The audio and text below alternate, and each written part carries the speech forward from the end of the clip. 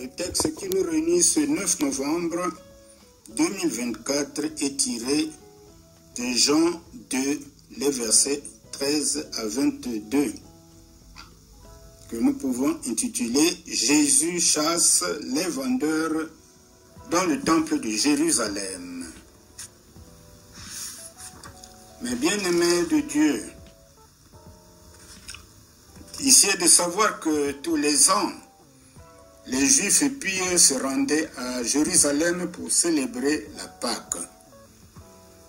Cette première année après son baptême, Jésus alla lui aussi à Jérusalem avec ses disciples. Dans notre méditation, nous allons essayer de comprendre les raisons qui motivent le Messie à chasser les marchands dans la cour du temple. Eh bien, les pèlerins venus pour adorer à Jérusalem avaient coutume de changer leur monnaie contre celle qui avait cours dans le temple. Chaque juif devait en effet s'acquitter d'un impôt pour le temple et il le payait au moyen d'une monnaie particulière. Ce qui irrita Jésus et le poussa à chasser les trafiquants, c'est d'en faire une activité commerciale pour réaliser de grands gains à l'intérieur du parvis du temple. D'ailleurs, 2 ans plus tard, lors de son dernier voyage à Jérusalem, Jésus chassa à nouveau les trafiquants du temple et prononça une parole qui affirme sa messianité et sa filiation avec Dieu le Père. Jésus s'écriait: « N'est-il pas écrit, ma maison sera appelée une maison de prière pour toutes les nations? Mais vous, vous en avez fait une caverne de voleurs. » Confère Marc 11, 17. Examinons à présent la quintessence du texte. La sainteté de Dieu exige qu'on lui rende un culte saint. Pour les disciples, la purification du temple constituait un autre signe de la messianité de Jésus, car seul le Messie pouvait oser chasser les marchands du temple.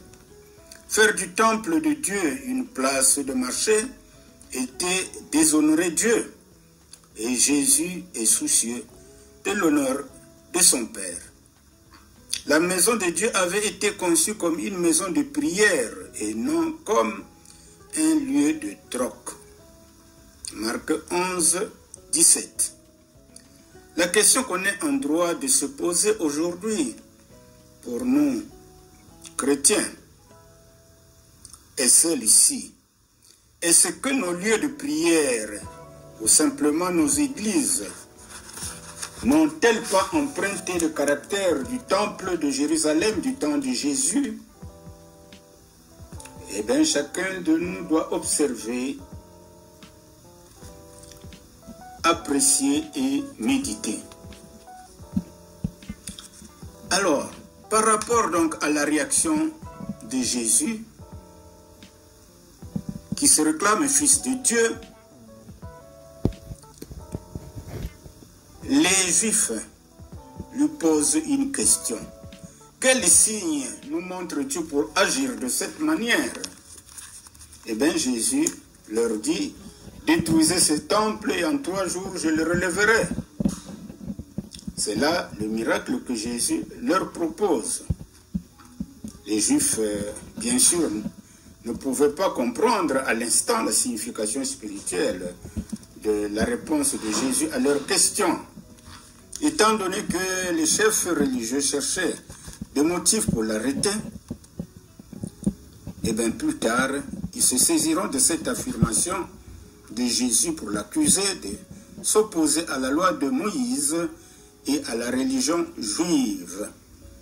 Confère Marc 14, 57 à 59.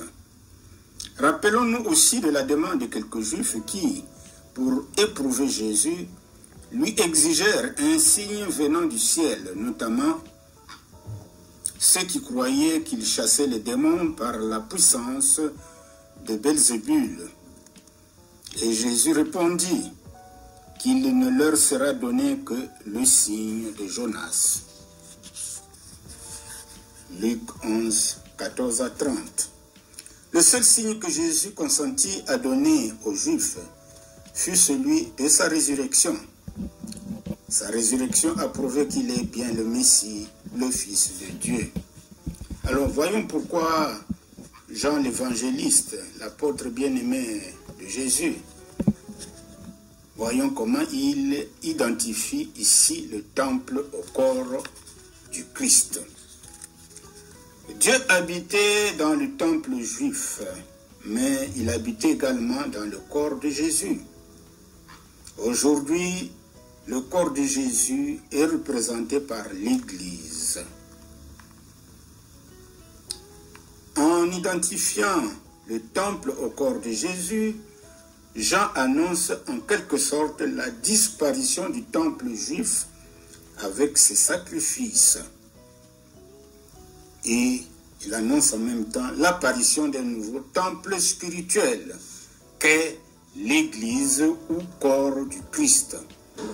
Cette notion de corps de Christ sera davantage étendue car Dieu ne vit pas seulement dans les temples faits des mains d'hommes, mais également dans le cœur de tout croyant. 1 Corinthiens 6, 19. Ces paroles de Jésus comme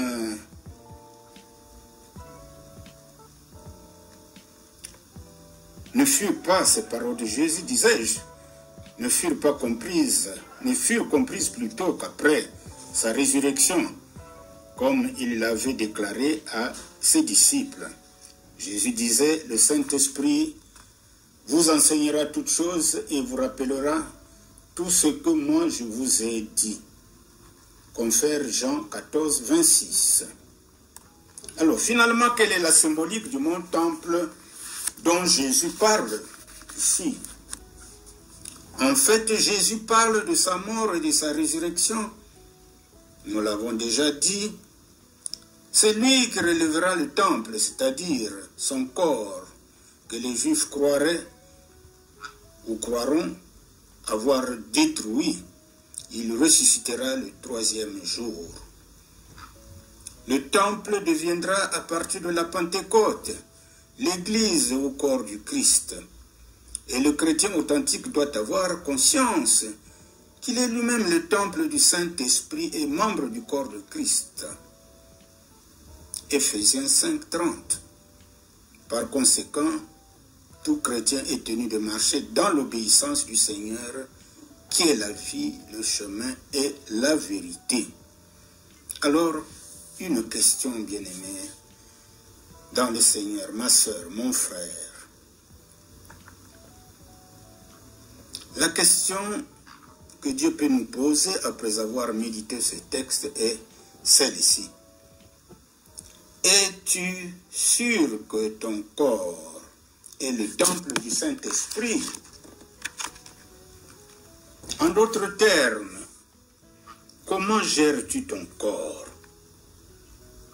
Pour les plaisirs du monde ou pour la gloire de Dieu? Dieu seul connaît ce que nous faisons de notre corps. Pendant qu'il est temps, mon bien-aimé, il faut revenir à Dieu et marcher dans la sanctification. Que Dieu vous bénisse. Maman, tu peux venir.